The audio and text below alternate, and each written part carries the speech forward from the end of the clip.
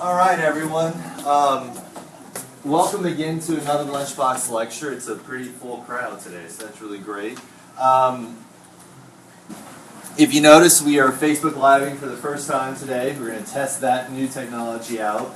But here today with us is Gemma Birnbaum. She is our Assistant Director of Curriculum, and she will be talking about Nazi propaganda aimed at children.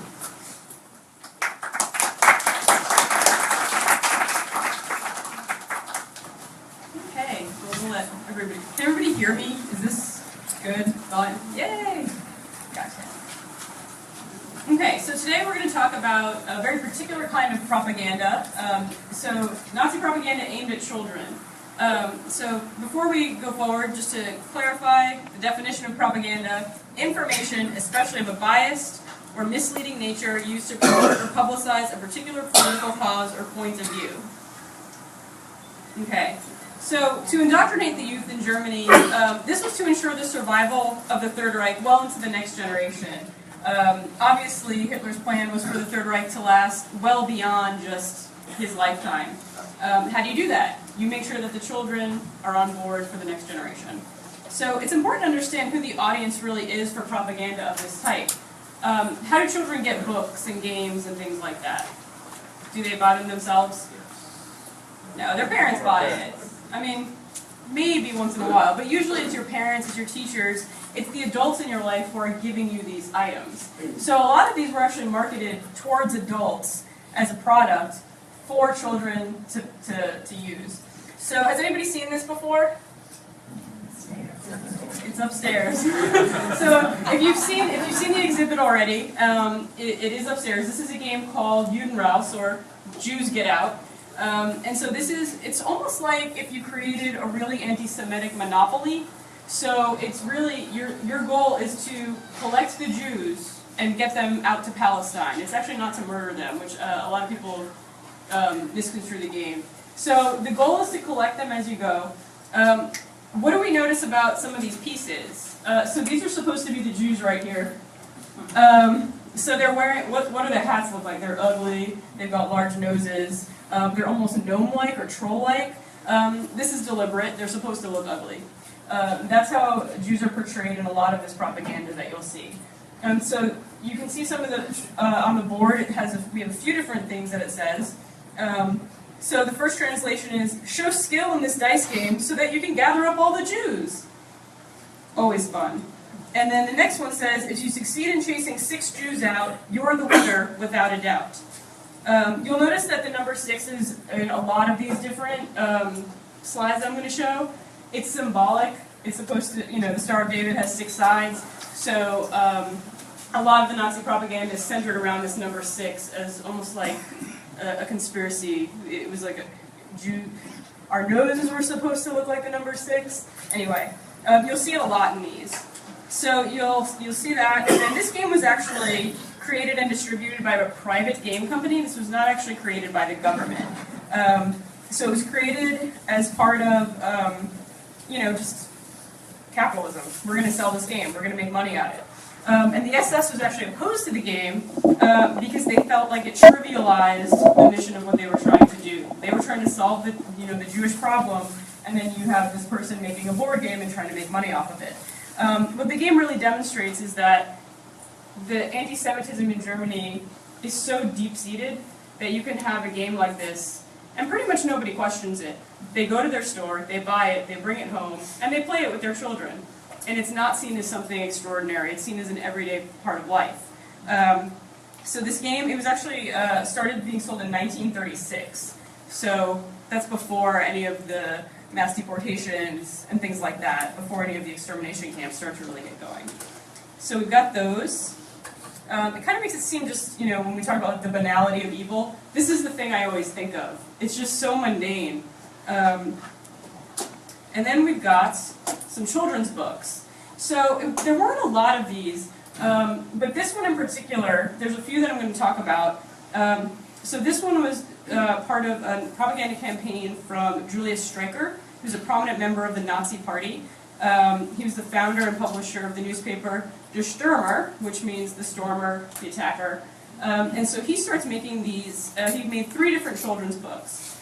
So this is the first one that we're going to talk about. So this, let's see, got 2 of these. All right. So these were actually, he didn't write them. These were actually written by an 18-year-old art student who's pictured all the way to your right. And so this one is called Trust No Fox on His Green Grass and No Jew on His Oath. And it's a very, very pointed message. It's not subtle. Okay. All right, so this is the moral of the story. Never trust Jewish doctors, you. This is a really common theme. One of the things that is in a lot of propaganda, but is seen throughout a lot of the propaganda aimed at children, is that you should never trust Jewish doctors. That they are out to hurt you, that they are trying to experiment on you, and that you should never go to a Jewish doctor. If your parent tries to bring you to one, you should run away. So you can see, well, one, you see some of the symbolism in here to identify who's Jewish. So you have a menorah. Nobody, is it Hanukkah? I have no idea. But there's a menorah there right at his bedside. You can see the angel of death in the corner. And this is supposed to be a warning. So it's pretty effective. If I were a child, I would be very scared by this, I think. Okay. Okay, so the next thing to do, you know, if you're a child in Nazi Germany, let's say you're a Christian child in Nazi Germany, and you're suddenly noticing that a lot of your Jewish classmates are no longer in school, you might miss them. This book is designed to make sure that you do not miss your Jewish classmates at all as they're being expelled. So you can see the difference in, you know, you can tell very obviously who's supposed to be Jewish and who's supposed to be Gentile. The Gentiles all have very clear complexions, they have lighter hair, their clothing is nicer, and then you can see the Jewish students and teachers. And teachers are also included in this. You should never trust a Jewish teacher, it says. And so they've got larger noses, resembling the number 6. They've got, their clothes aren't as nice. Their skin is very pockmarked. And you'll notice their skin is darker. One of the themes that comes out of this is that there's a real bias against anybody who has darker skin, not just Jewish people. But it's, there's an anti-blackness that is sort of seen throughout, where you're equating Jewish people with black people, which Nazis also considered less than. So there is this really interesting portrayal of their, you know, just you can see so much just by the skin color that they choose to portray.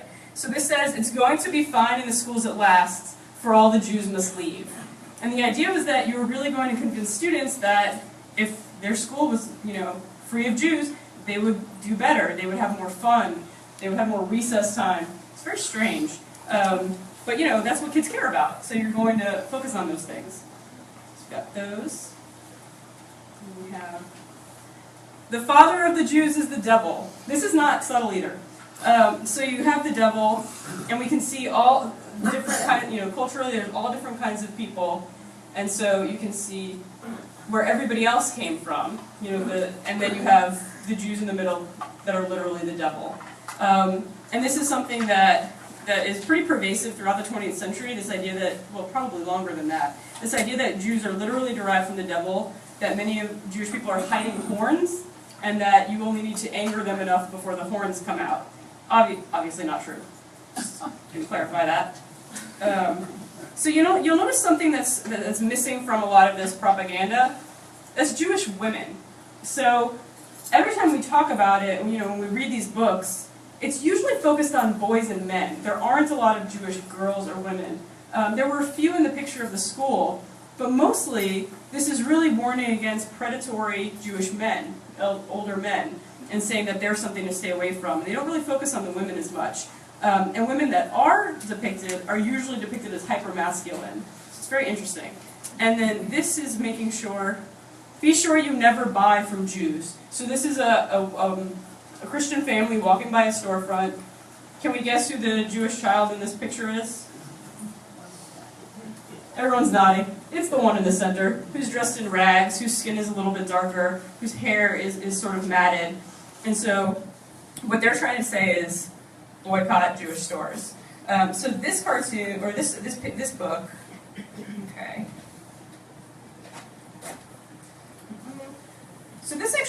this book is about a year and a half before Kristallnacht happens. So Kristallnacht, the Night of Broken Glass, all of these Jewish synagogues, shops, and other things are vandalized, Jews are murdered, Jews are deported. That's a message that is being presented repeatedly over the years before it actually happens. And so, well before Kristallnacht, stores are being boycotted, stores are being vandalized, and children are being encouraged to do that, as if that's the right thing to do. So you've got, this very nice family that maybe the child wants to go away, and their mother's saying, well, we can't go in there because it's owned by Jewish people. Okay. One of the other themes that comes through in these books is also the idea that once a Jew, you're always a Jew. In other persecutions of Jewish people, you were able to convert and potentially be saved. That doesn't exist in Nazi Germany. There's no denial of Judaism that could ever save you. It's in your blood, it's racial, you're born that way, and that's it. So that's actually a very different departure from other persecutions of the Jews throughout time.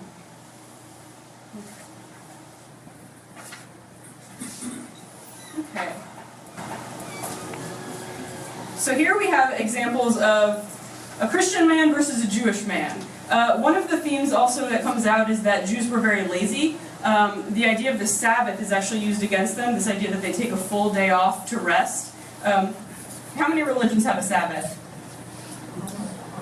Pretty much all, most of them, not all of them.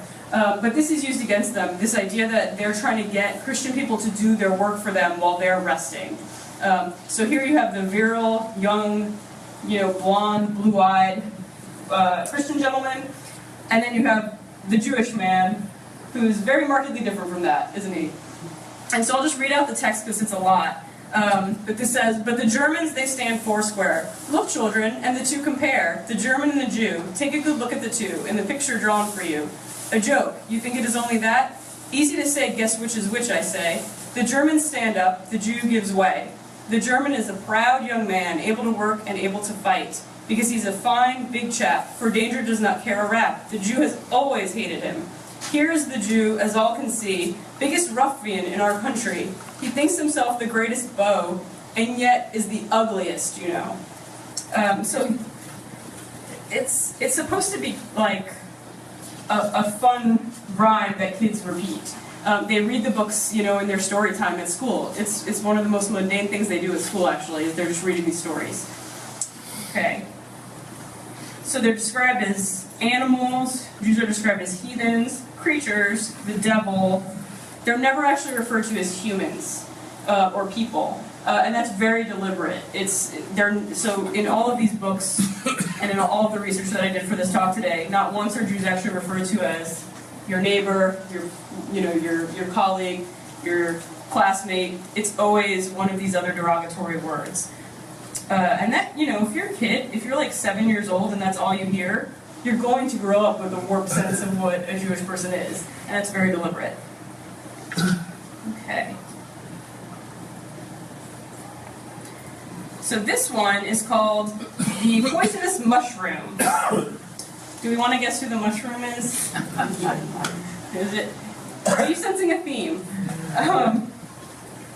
Okay, so the poisonous mushroom centers on, you're growing your garden and these mushrooms grow up. They're ruining your garden. They're ruining everything. You can see again, you have the Star of David. They have the same hook nose, shape of the number 6. So that's the cover of the book. And then we have some images from inside the book. So the first image is in the classroom, and we'll get to actual classrooms in a little bit. But here you have a class being taught what Jews are. So you have the child is drawing the number 6 on the board. You have the Star of David. You have the slouching older gentleman, almost always fatter. They're never fit. And so he's telling his classmates what he's learned about the Jew.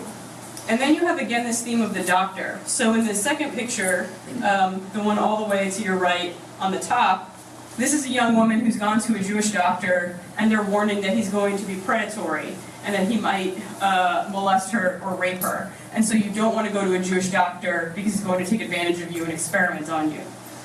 So she looks very nervous when this Jewish doctor comes through the door, and kids are again told, run away from the Jewish doctor.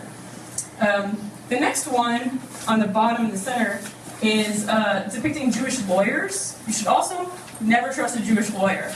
And so some of these professions are chosen because that's stereotypically what Jews were doing in Nazi Germany.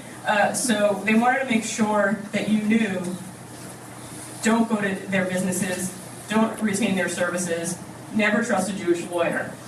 So that's in there. And then the last one, they're butchering an animal. So why would butchering an animal be included? Kosher. So Jews slaughter animals differently in order to maintain kosher standards. This was shown as a way of mutilating and brutalizing the animal and prolonging its suffering. And that even when they're trying to, slaughter an animal, they're doing it in the most inhumane way possible. So they show the Jewish butchers, and again, the same hook noses, the same sort of pockmarked skin. This poor animal. And I would want to assure you that's not actually how you slaughter an animal to be kosher. But anyway, so we've got that. Okay. So eventually, Julius Schnipper, the publisher of these books, he's eventually captured. He's tried at the Nuremberg trials, and he is eventually executed for his role in the propaganda that he created. So all of these things that you see, they don't just disappear. He does get some kind of retribution for those. Okay. So some of these images, what do we think these are? Hitler Youth. Hitler Youth. So that's part of it. Hitler Youth, especially later in the war, when troops were dwindling, were actually forced to fight. So they were conscripted. You had young German boys as young as 12 and 13 on the battle lines going up against Soviet forces. That didn't go that well, as we can tell by the fact that eventually the Axis powers fall. So you actually have a number of young boys and men on the front lines by mid-1944, 1945, because they don't have anybody else in a lot of these areas. So this in particular, actually let me go back. Okay, so these are 3 different instances of Hitler Youth who have been conscripted into actually joining what we would call, where is it? I'm going to mispronounce it. The Volkssturm? You know what that is? Okay. So the Volkssturm is essentially the stormtroopers. It's a paramilitary operation, and so they're called into some of these battles, particularly during the fall of Berlin, the Battle of Berlin.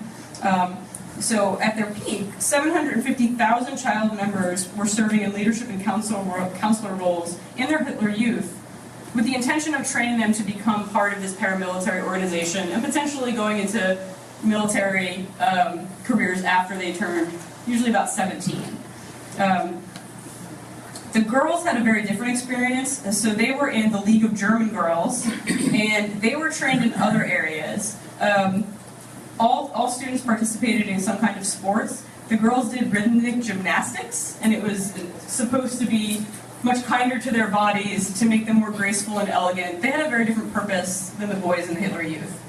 The boys did more difficult sports and more traditional sports, that kind of what you would see in high schools today. They also went on camping trips, kind of like the Boy Scouts. They did a lot of things that you'd expect. They went hiking together. So it was very everyday. It wasn't like they were doing military drills at the age of 10. It was more like they were doing activities that could potentially prepare them for those. So the hikes would get more difficult as they got older. They would earn patches, just like the Boy Scouts would. So it was really, it was a very analogous kind of experience with a very different goal in mind. Oh, and this was required for all non-Jewish children. So all children in Germany are required to join the Hitler Youth or the League of German Girls. It wasn't optional. A parent couldn't opt out, for example. So upon turning 18, boys entered required service either into the armed forces or the labor services. And then as German casualties rose, there's more stories of them being used to defend the Reich. Okay. So one of the things they also did, and this is particularly in classrooms, is they would create propaganda films And so this is where you start to see some of the anti-black sentiment come in. So in these propaganda films, you're really emphasizing to children, to these young German children, that they are superior, they are the master race, and that anybody who doesn't fit into that model is inferior. So this includes Jews, this includes black people, this includes the mentally ill, the physically disabled.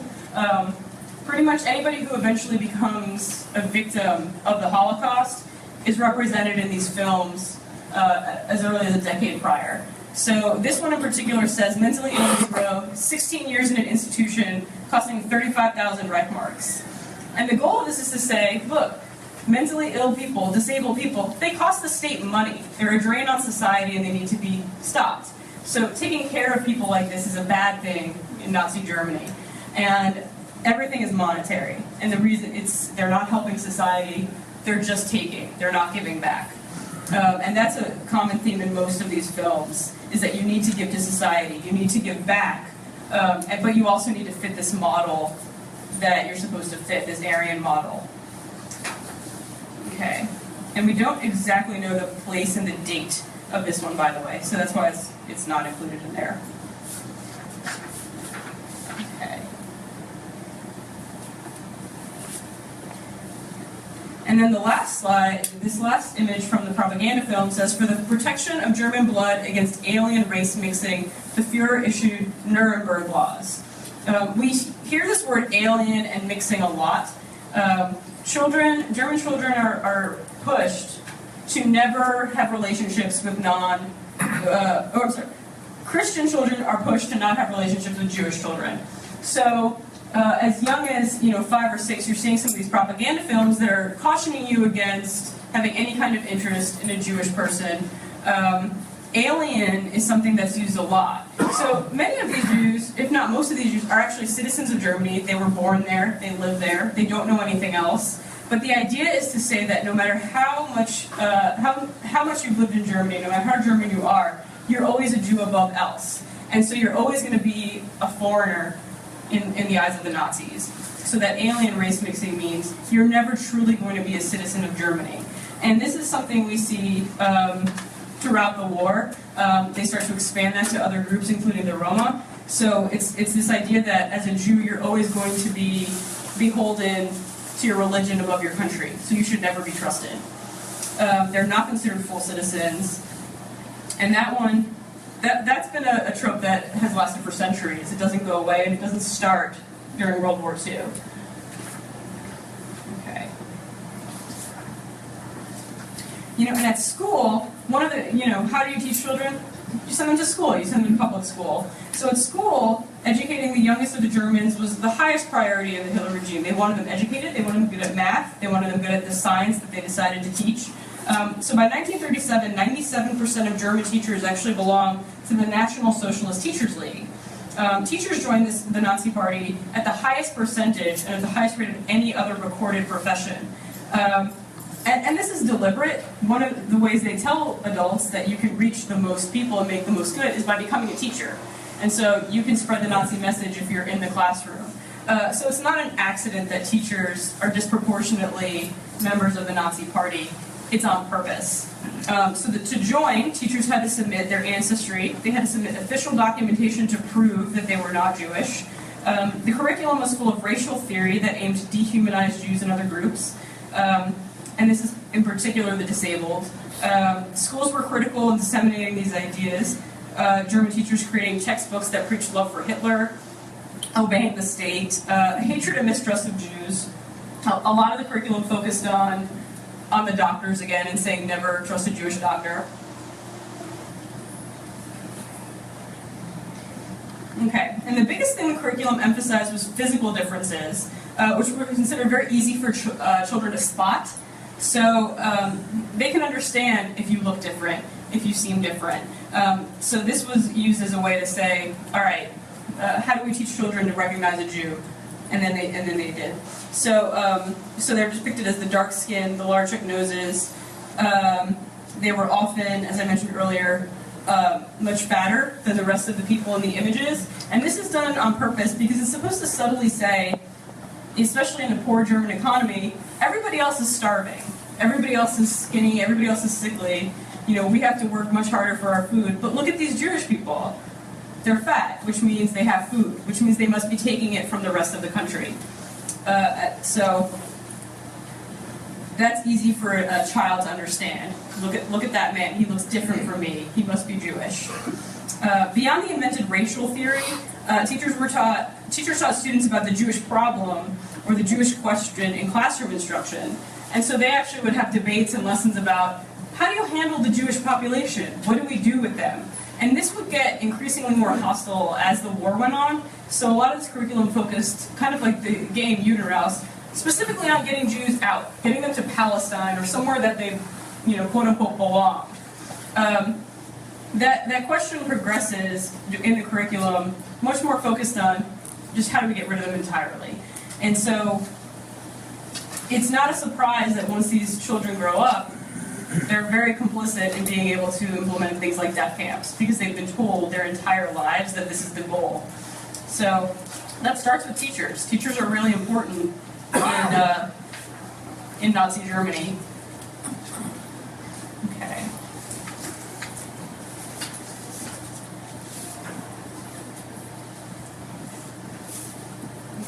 So this one I found as I was researching. I wanted to figure out how people like Joseph Goebbels, who was the propaganda minister, felt about a lot of this stuff. And he actually hated Julius Streicher's books. He didn't like the curriculum, and he felt these things were terrible. Not because he didn't agree with the message, but because he didn't think they were well done. He didn't think they were as visually compelling as some of the other Nazi propaganda. And if you've seen the exhibit upstairs, you can see a lot of it is actually very pretty. It could be art. And so he didn't like it because he felt like it was very lowbrow.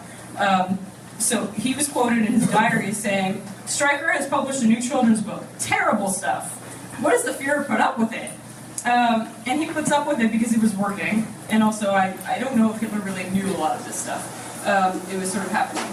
So he actually, as the propaganda minister, wasn't on board with a lot of this propaganda that was aimed towards children, but he sort of let it happen because he didn't really have a better solution. He didn't have a better idea. Unsurprisingly, Goebbels not the best with kids. I know, it's crazy.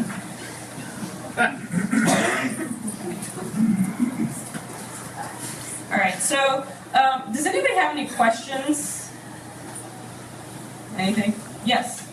You mentioned the gentleman or person that was in charge of all the printing. Yes. The funds that he gathered from selling all of this, did that go to the Reich or did that go to him personally? That went into his publication, which then was used to fund more publications. So that went to fund the weekly newspaper, the tabloid. And in that tabloid, they would often publish things like lists of Jews who had committed crimes. And that was a way to tell people, like, watch out, so if a store was robbed and a Jewish person was thought to have done it, he would publish it in that newspaper. And so that got reinvested. So that's where most of the money went. Thank you. Anybody else? Yes? Where were the Jewish children? Were the Jewish children in the classrooms when these things were being taught? They were not. They were already expelled from the classrooms for the most part. And if they, so there is a sort of purging of the school system in the 1930s of any Jewish teachers. So they don't have to teach any of this. They've already been pushed out. And the vast majority of the students have already been kicked out of school by the time this is happening. Is there a government-sponsored Jewish alternative school system? No. What ends up happening is a lot of parents attempt, at least, to teach their students at home. But, one of the biggest casualties during the Holocaust is that the majority of kids stopped their, if they weren't killed, they stopped their education by the time they were about 7 or 8 years old, on average. So it really does limit, even if you lived, what kind of life were you going to have with a second grade reading level? And so a lot of them have to learn these things later in life once they're in a safe place if they survive. Two things. For the Facebook Live, for maybe those questions in the back, can you just maybe summarize the question? Oh, yeah, sure. And another one, somebody did ask, how young were the kids that they went after with this? So most of the books are aimed towards students, usually like 2nd to 4th grade. They're picture books, they're easy to read, they rhyme. So that's typically around that age. And then the films and things like that were aimed towards students that were a little bit older. Hitler Youth doesn't start until you're about 10 years old. And then anybody between the age of 10 and 17 is required to join. So there's different levels. And there's basically a level for each age range in the curriculum to teach you different things. So you might not get to racial theory until you're in, say, 5th grade, and then you would do more complex racial theory when you're in high school. So they do actually have standards and things like that for how to teach this. I get the impression, I'd like to get a better understanding of what were the fundamental forces driving this racism or anti-Semitism. Was it because the Jews were dominating the professions in Germany and dominating the money-making, and that they wanted to drive them out in order to make more opportunities for the pure German race in these more elite professions and jobs? So the question is, what's the sort of impetus, what's the driving factor behind some of this? And was it because Jews were predominantly in these other fields and they wanted to make room in those fields? So the reality is that by small percentages, Jews did dominate some of these professions like lawyers and doctors. That stereotype still exists today. So that's not something that goes away. That's not something that started in the 20s and 30s. As for making room in those professions or trying to take their jobs, that wasn't really anything that I've seen. Nothing was stopping somebody who wanted to be a lawyer from being a lawyer if they weren't Jewish. So it wasn't like there needed to be elimination of competition or things like that. Now, where some of this, and there is some speculation about this, about the motives of burning Jewish shops and vandalizing those, there is this idea that even if you didn't necessarily believe in the supremacy of the Aryan race, that if you owned a shop and there was a Jewish person 2 blocks away who owned a similar shop and you were in competition, you didn't exactly mind when their shop got burned to the ground because suddenly you were making more money. So at the end of the day, the motivation doesn't really matter if it's because you're truly anti-Semitic or because you have an economic motivation that is benefited by anti-Semitism. Either way, it's the same kind of result. And this idea that these professions that are dominated by Jews need to be taken back because Jews are being corrupt or they're hurting people, they're harming people in some way.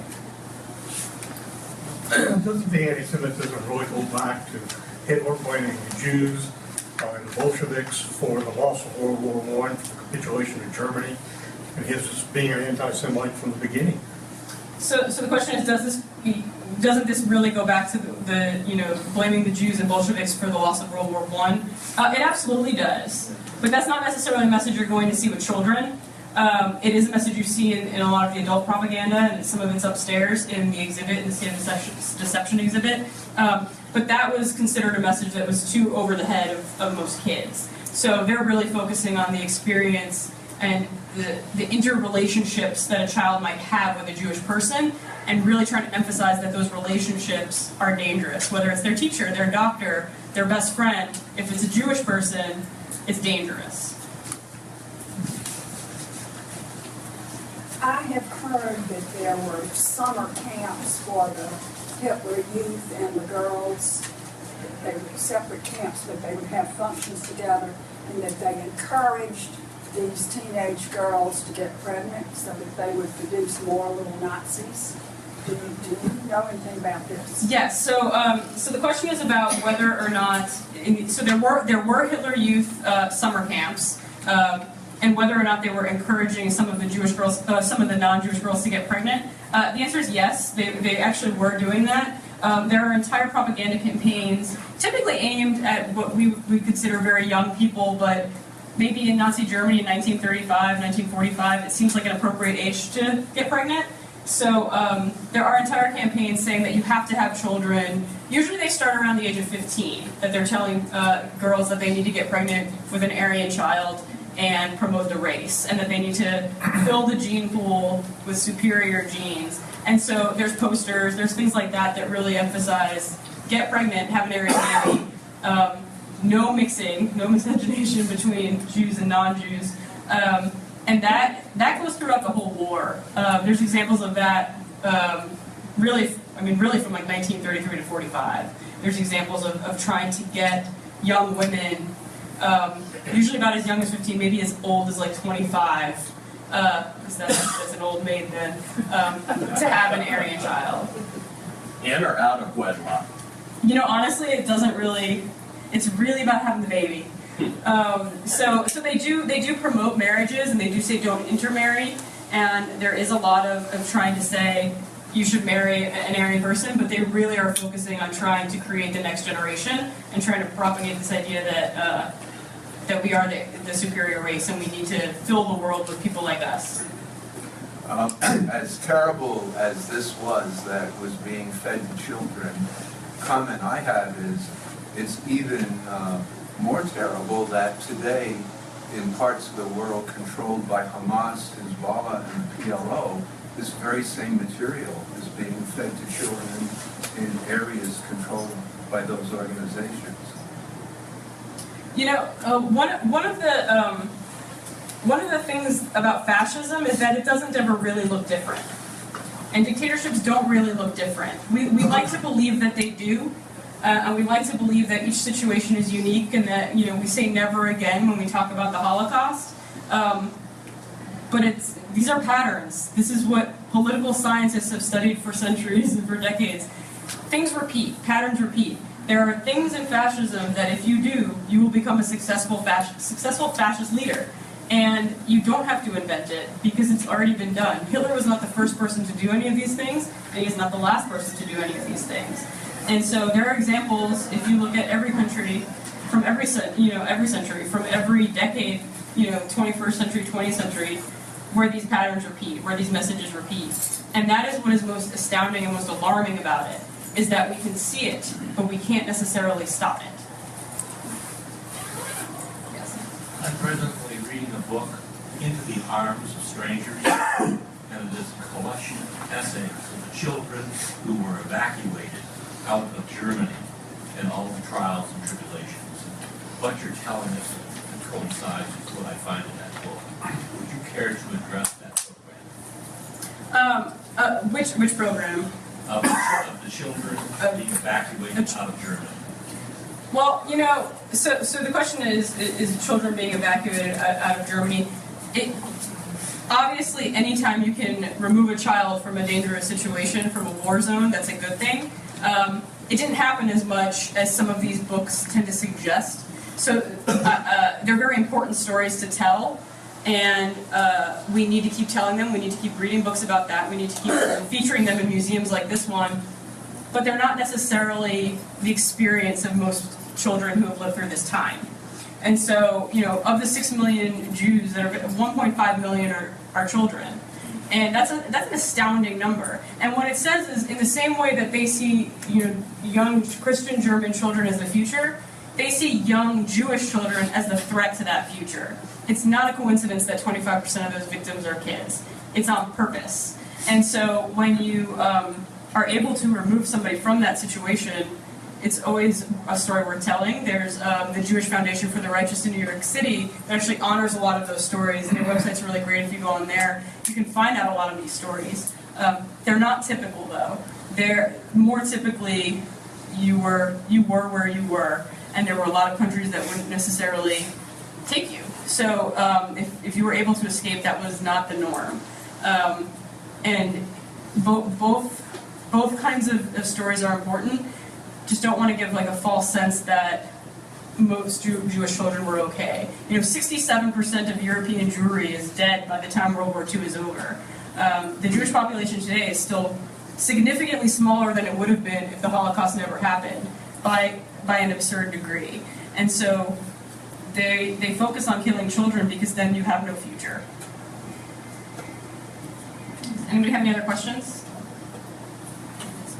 Still got some time. Yes?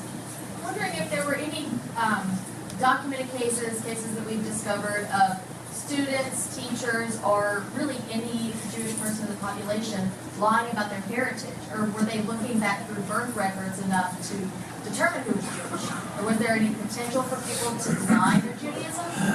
So the question is whether or not people could deny their Judaism. Sometimes, so it's easier for girls. Why is it easier for girls? Circumcision. The circumcision. So you could be a man and you could lie and say you're not Jewish, and then they're gonna pull down your pants in public and say you're lying, because most Germans were not circumcised unless they were Jewish. So it was an indicator. It was a way to say. Girls had it a little bit easier, so you will see some stories of the righteous hiding younger girls more than you will younger boys, and they're able to get away with it a little more. But some of these identifying features, you can't hide it, and you didn't necessarily want to. You just wanted to not be persecuted for it. And so there are instances where you didn't, a lot of Jews didn't know it was bad enough to need to lie until it was too late. They didn't know that they should evacuate until it was too late. Anti-Semitism has existed as long as Jews have existed. And so this idea that you could predict what was going to happen, a lot of Jews in Germany were going through something they've been going through for 25 years. All right, they vandalized my shop again. Like, it was the mundanity that really got people to buy into a lot of this. So there are some instances where righteous would hide, younger Jewish girls, and they lived and they got through it. But it was much more difficult for boys. I think one more hand. Can you tell us a little bit about the education and arts programs in concentration camps, like Theresienstadt? So this is a complicated subject, and I probably can't say too much about it because it's not my field necessarily. I know that a lot of the camp, a camp like Theresienstadt, they had these arts programs, and largely it's like Jewish children were producing work that was used as propaganda to convince places like the Red Cross that everything was okay in the camp. And so you have this experience where, as a kid, you don't necessarily know what's happening. You're like, awesome, I get to paint, I get to be in a play, I get to do these things, but then you're being, sort of shown off as an example of, look how well we're treating the Jewish people. There have been entire books and dissertations about this, so I don't want to step too much into it. I think I have a lot of complicated feelings about those programs and what they really stood for and what they meant. But ultimately, none of those programs were designed with the good intention in mind. They're not designed to say, well, these poor children are stuck in this camp. We have to at least educate them. Didn't happen. Sometimes the adults in the camp would try to teach the kids things. There were makeshift schools that were sort of set up that were typically, once they were found out, completely bulldozed by prison guards. So you could only really educate so much. It was really done in secret. But anything that was more public, any of these kinds of programs, were really just, using Jewish children to create propaganda. I have a question about the geography of Germany. Were there states in Germany or areas that objected more to the implementation of Nuremberg law and things like that? Well, there probably are. And the question is, are there different areas of Germany that may have reacted differently to the Nuremberg laws and the implementation? Occasionally you'd find towns with really small populations that were in the mountains that didn't really think of it. They didn't really have Jews, though. So anywhere that had a large population of Jews, typically Jewish people are city dwellers, and those are the areas where those laws were most implemented and where those were considered most needed. So, so my answer is, if it did exist, if there was a place where it wasn't, I haven't heard of it, but that doesn't mean it didn't happen. Yes. One of your earliest slides, one of your first slides indicated that the Jews were all going to leave Palestine. Yes. Was there an active program of repopulating the Jews in Palestine during the Nazi regime? I can't really answer that. I'm not really sure. I haven't come across it. That, again, doesn't mean it didn't happen. Was there a plan to get the Jews back to Palestine? I know that it was where they were supposed to be, was sort of the consensus. And so when you're talking about, before you're talking about the final solution, before you're talking about death camps and extermination camps, this was also seen as a perfectly acceptable solution. But that doesn't really, the number of Jews who actually make it to Palestine is very small, at least in the 1930s. They're not, of them have never been there before and are not planning to go there. So it's a little complicated. Just to comment on that, my father-in-law was a German Jew. In 1934, at the age of 14, he left Germany to go to Holland, where he was in a camp with a bunch of other Jewish kids waiting for the opportunity to immigrate to Palestine. 3 years later, he had that chance and went back home to see his parents say goodbye, and he found out that the North America was going to sponsor him to come to the U.S., so that's what he did instead. But there were some abilities to get out and try to get to Palestine, but you couldn't just leave Germany and go directly there. Right. Thank you. And you know, part of that is, you know, a country has to want to let you in also. So you could have every intention of going to a place, that doesn't mean you can get off the boat. So you know, the St. Louis goes all the way to the United States and then is sent back. You know, so you could have the best of intentions, you could have an escape plan. That doesn't mean everybody involved in it will be on your side when it comes time to implement it. Do you have any other questions? Anybody? Not quite a question, but a comment. The bookstore does have books about art in concentration camps, art in Japanese internment camps, and art during World War II in Israel. Do you work in the store? Yes. We do have all of that available for you all. Okay. Well, if nobody has any other questions, if you think of anything, come up to me, that's fine. I have cards if you think of something you want to email me later, but otherwise, thank you very much for coming out.